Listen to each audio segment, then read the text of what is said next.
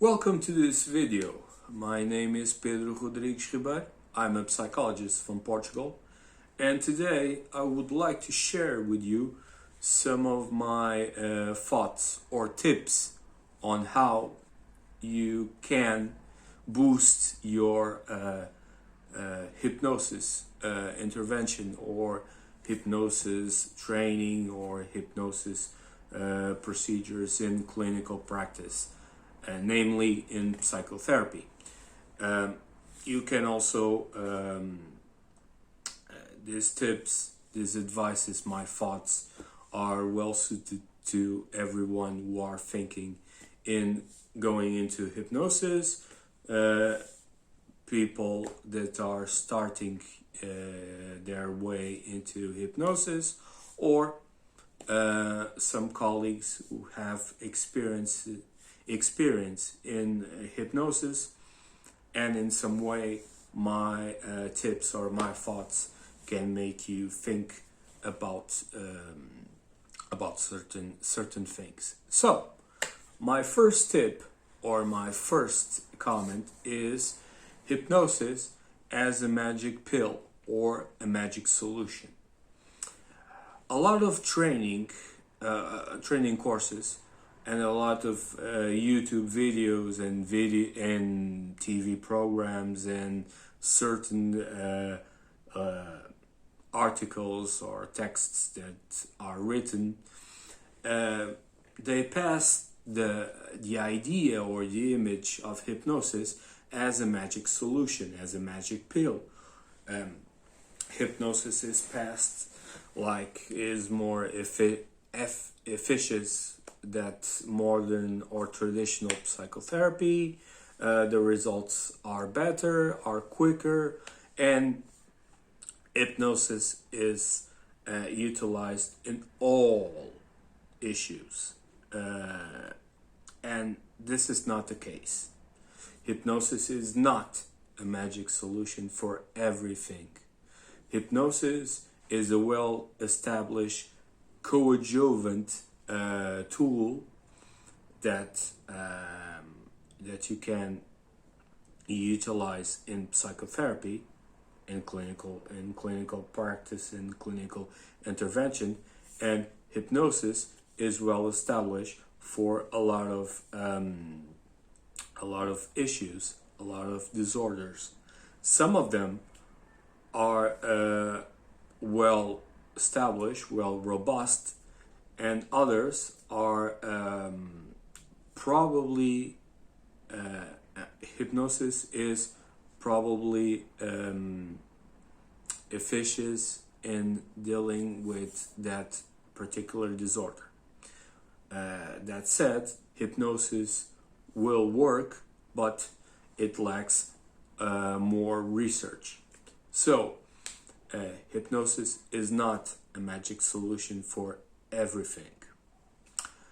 Another tip is dealing with if you are dealing with something without hypnosis is probably the best solution to deal with it with hypnosis. In the hypnotic literature and the hypnotic community, there was a well-established research and clinician named Dr. Martin Horn, who was a psychiatrist. And Dr. Horn formulated what is called the golden rule in hypnosis, namely the utilization of hypnosis in clinical practice. What Dr. Horn believed is that the client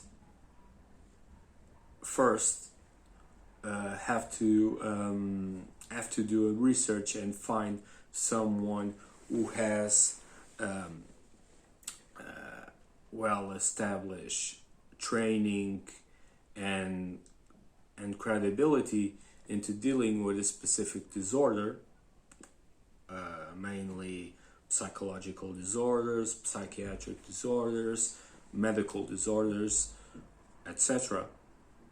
that is well equipped to deal with them, and then asks for hypnosis certification, because hypnosis is not a psychotherapy model or psychotherapy intervention, is a coadjuvant. So if someone doesn't know how to deal with a certain clinical situation without hypnosis, they won't have the tools to deal with it with hypnosis. So you have to take attention about it. A third tip is that hypnosis is not for everyone, therapists and clients included.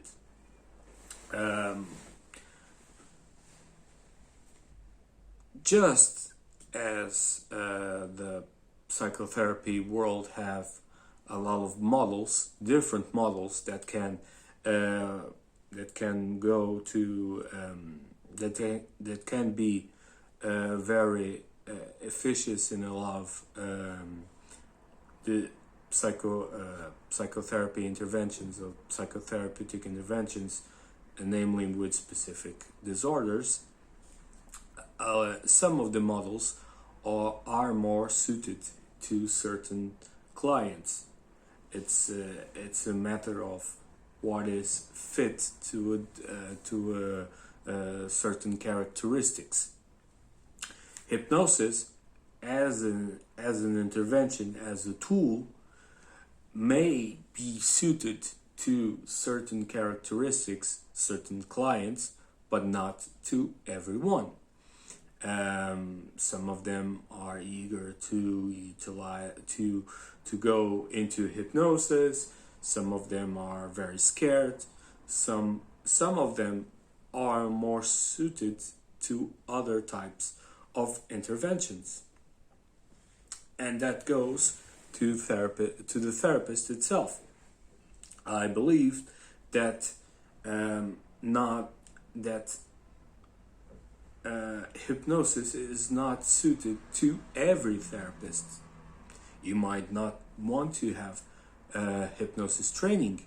You might not want to utilize hypnosis in clinical practice. You may not like it, or you might think that you don't have the competence to utilize hypnosis at the fullest. So hypnosis is not for everyone.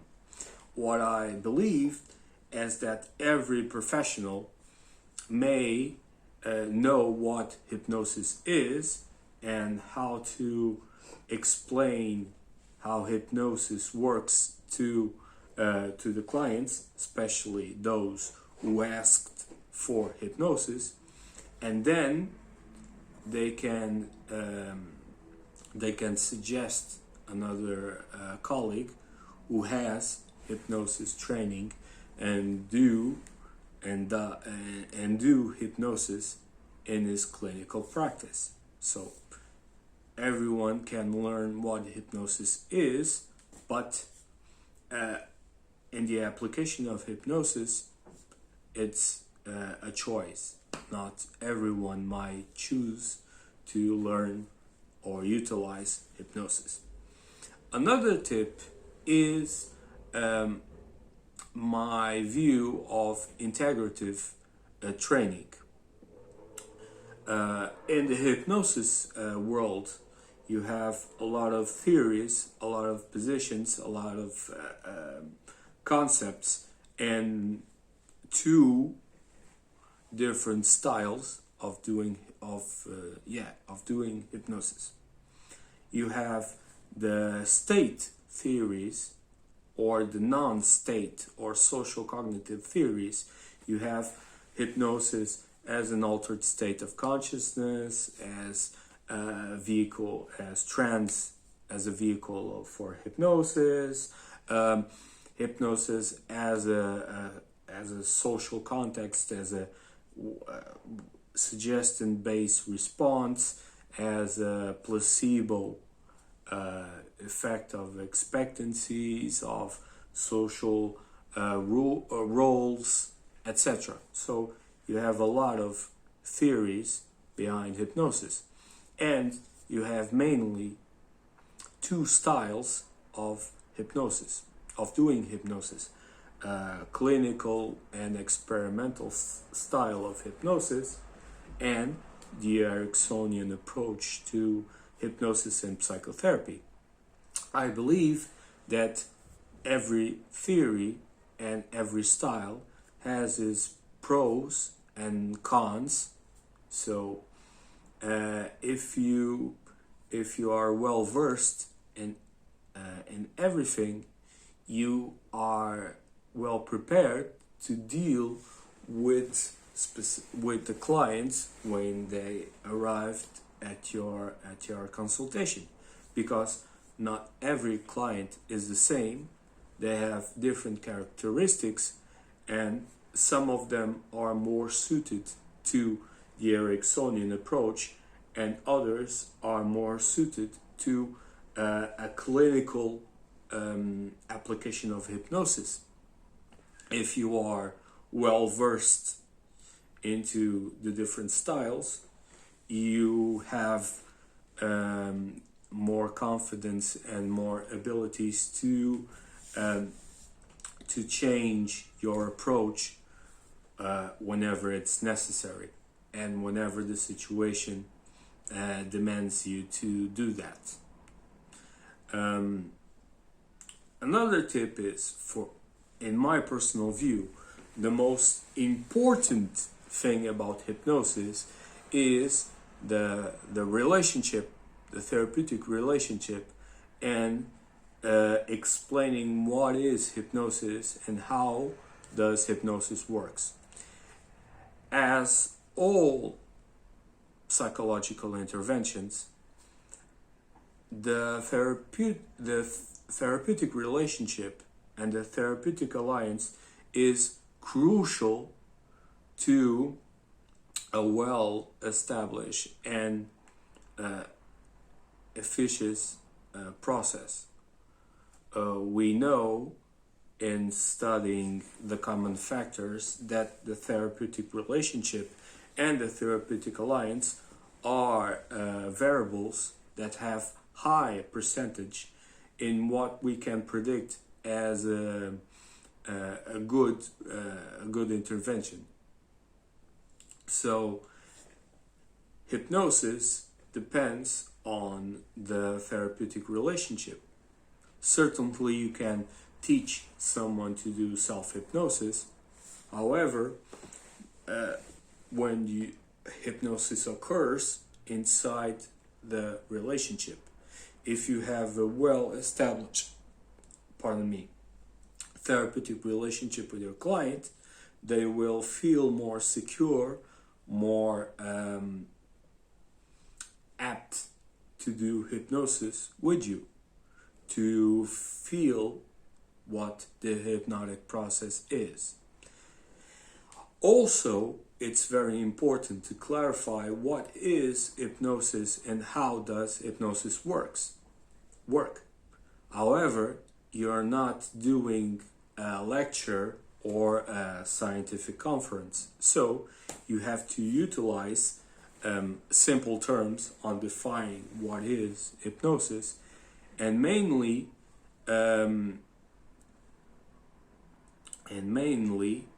resolve or explain specific fears or specific myths that the client may have on hypnosis. You don't have to explain everything, just what the client needs. And for me, that's one of the most important things about hypnosis and successful hypnotic intervention.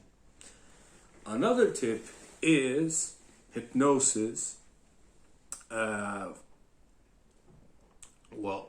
tailoring the hypnotic intervention. And tailoring the hypnotic intervention may associate with the other thing that I was talking about on having an integrative training on different aspects about hypnosis. We know that that we have models or evidence-based models on hypnosis, like for example cognitive Hassan Haladin's model of cognitive hypnotherapy. In that model you have specific steps, specific phases of intervention. However, we know that that the clients, well, different clients have different needs, and certainly in psychotherapy you might encounter a situation when you have to adapt your approach or the way that you do a specific approach. For example, I may start with an Ericksonian permissive approach and then change into a more direct or waking hypnosis approach. I may start with a direct suggestion approach, a more clinical approach, and then progressively change into a more permissive or Ericksonian approach. That choice is made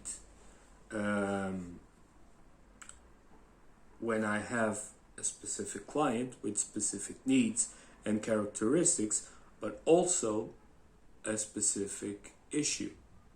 It's always a therapeutic decision to make, moment by moment. So you might be prepared to do a tailored intervention with hypnosis. Another tip is to always evaluate and reevaluate the results. A lot of I think that it's important to the therapists to do a constant evaluation of the results so they can decide if the way that they are working is doing something, it's going into the desired results, or if they have the need to go back to evaluate to reevaluate the situation and to decide to go in a different perspective.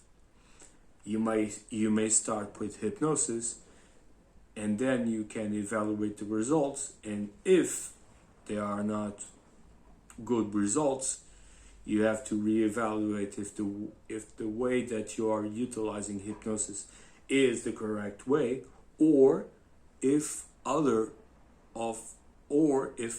intervention is more can be more